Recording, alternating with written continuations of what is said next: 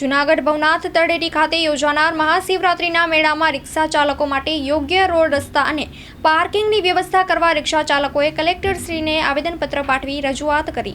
મારું નામ રવજીભાઈ વાળા, એકતા રિક્ષા એસોસિએશન લીડરશિપ ધરાવું છું। અમારે વારંવાર જે મેળા પરિક્રમાની અંદર સમસ્યા થાય છે એનું એક આવેદનપત્ર પાઠવ્યું છે કલેક્ટર થ્રુ। અને જે સમસ્યા થાય છે પોલીસ દ્વારા અને ઓલરેડી ત્યાં પાર્કિંગ જ છે અને એની કોઈ વ્યવસ્થા થતી નથી। છેલ્લા 2 વર્ષથી આવું હાલે છે।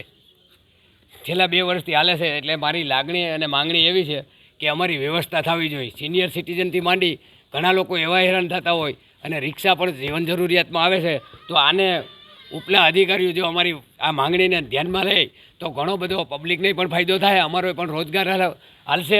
અમારો રોજગાર વારંવાર છીનવાય છે તંત્ર દ્વારા, એ ના થાય એવી અપેક્ષા રાખું છું તંત્ર પાસે। રિક્ષા પાર્કિંગની માંગણી છે, અમારો રોજગાર હાલવો જોઈએ। જૂનાગઢ એકતા રિક્ષા એસોસિએશનના ઉપપ્રમુખ આરીફભાઈ બોલું છું। હવે આમાં મેળા પરિક્રમામાં અમારા ઉપર પાર્કિંગની વ્યવસ્થા કરવામાં નથી આવતી। એ પાર્કિંગની વ્યવસ્થા કરી આપવામાં વહીવટી તંત્ર કરી દે એવી અમારે અરજ છે।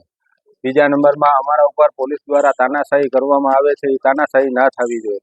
અમારા રિક્ષા ચાલકો ઉપર ઢોરમાર મારવામાં આવે, ઢોરમાર ના મારવામાં આવે એવી અમારી એક રજૂઆત છે। આજે કલેક્ટર સાહેબને એસપી સાહેબને આવેદનપત્ર આપ્યું।